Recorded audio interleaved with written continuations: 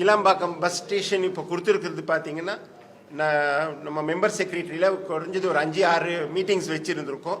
இந்த 5 to 6 மீட்டிங்ஸில் எல்லாருமே அவங்களுக்கு நம்ம ப்ரீஃப் பண்ணிட்டோம். என்னென்ன பேசிக் ஃபெசிலிட்டிஸ் வேணும், பஸ்ஸஸ்க்கு ஃபெசிலிட்டிஸு, வர்ற பப்ளிக் அங்கே இறங்குறவங்களுக்கும் போகிறவங்களுக்கும் ஃபெசிலிட்டி, அதே போல் பஸ் பார்க்கிங் ஃபெசிலிட்டி எல்லாமே நம்ம கேட்டு இருக்கிறோம். ஒன்லி பஸ் ஸ்டாண்ட் ஓப்பன் பண்ணி நமக்கு அங்கே கேட்ட வரைக்கும் அந்த அலாட்மெண்ட் பே மட்டும் கொடுத்துருக்காங்களே தவிர மீதி ஃபெசிலிட்டிஸ் எந்த விதமான அரேஞ்ச்மெண்ட்ஸும் இன்னும் பண்ணலை.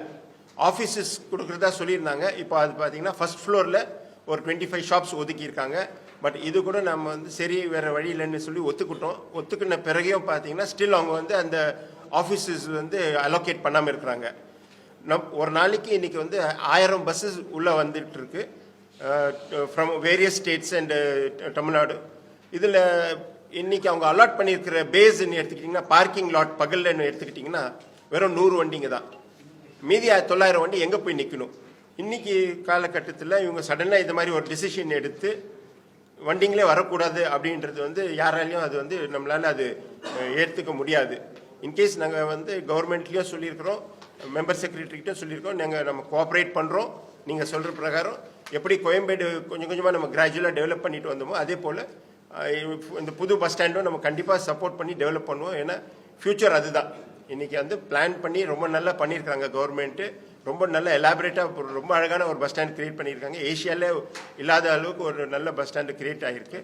ஸோ அந்த மாதிரி ஒரு சுச்சுவேஷனில் நம்ம வந்து எல்லா வகையிலையும் சப்போர்ட் பண்ண ரெடியாக இருக்கிறோம். ஆனால் இன்றைக்கி இருக்கிற காலகட்டத்தில் எந்த விதமான பேசிக் ஃபெசிலிட்டிஸ் இல்லை.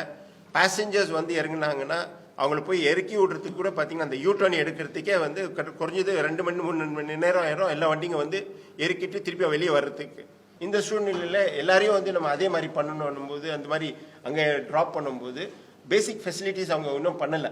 அவங்க பேசிக் ஃபெசிலிட்டிஸ் அது பண்ணி கொடுத்தா தான் பண்ண முடியும். அடுத்தது வண்டி ட்ராப் பண்ணிவிட்டா நம்ம வண்டியை எம்டியாகவே சென்னைக்கு கொண்டு வரணும்னு சொன்னாலும் உங்களுக்கு வந்து அங்கேருந்து திருப்பியும் சிட்டிக்குள்ளே வந்து மெயின்டெனன்ஸ் பண்ணிவிட்டு திரும்பியும் எம்டியாக போகிறது வந்து தட்ஸ் another ஹியூஜ் காஸ்ட்.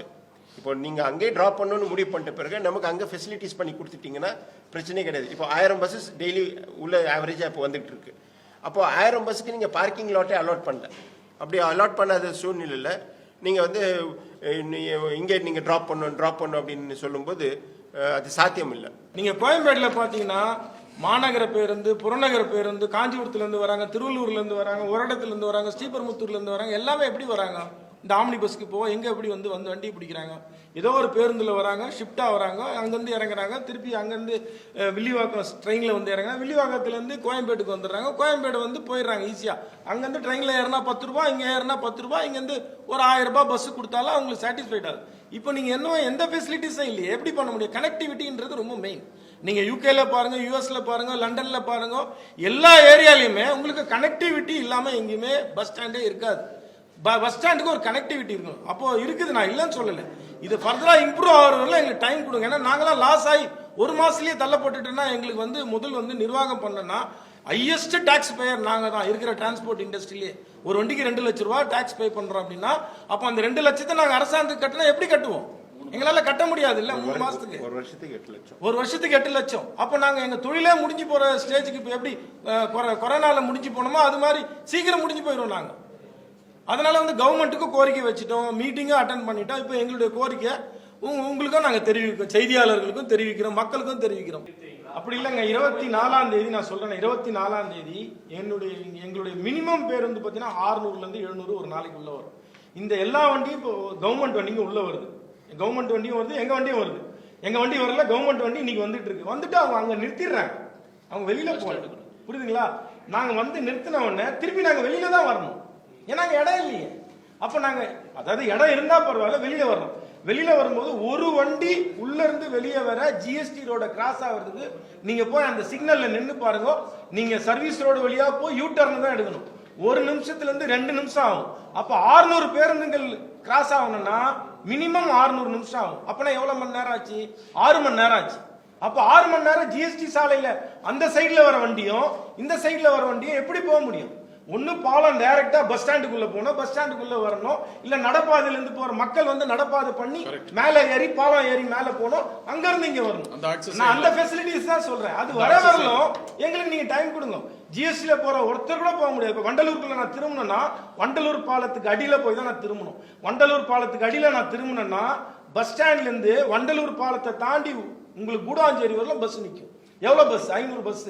இவ்வளவு பஸ்ஸும் கவர்மெண்ட்டும் உள்ளதான் போகணும், அதே ரோட்ல நானும் உள்ளதான் போகணும். அப்ப என்னவா டிராபிக் கன்ஜெஷன் ஆகுமா? ஃபெசிலிட்டி பண்ணோன்னா எல்லாருக்கும் சிரமம் தானே. அப்ப அவ்வளோ ரோட்டு வழியை யூஸ் பண்றவங்க எல்லாமே நாளைக்கு ரொம்ப சிரமத்துக்குள்ளாகும். இதையும் நாங்க எக்ஸ்பிளைன் பண்ணிட்டோம். இதை தவிர வந்து இன்டைரக்டா நீங்க பாத்தீங்கன்னா அந்த பக்கம் நிறைய ஐடி கம்பெனியோ மேனுஃபேக்சரிங் கம்பெனிஸ் எல்லாம் சுத்தி அந்த இதுல தான் இருக்கு. ஸோ அந்த டயத்துல தான் வந்து நிறைய கம்பெனியோட எம்ப்ளாயி பஸ்ஸஸும் போற டைம். அப்ப என்ன ஆகும்னா அவங்களுடைய மேனுஃபேக்சரிங் டைமும் அவங்க மாற்ற வேண்டியது இருக்கும்.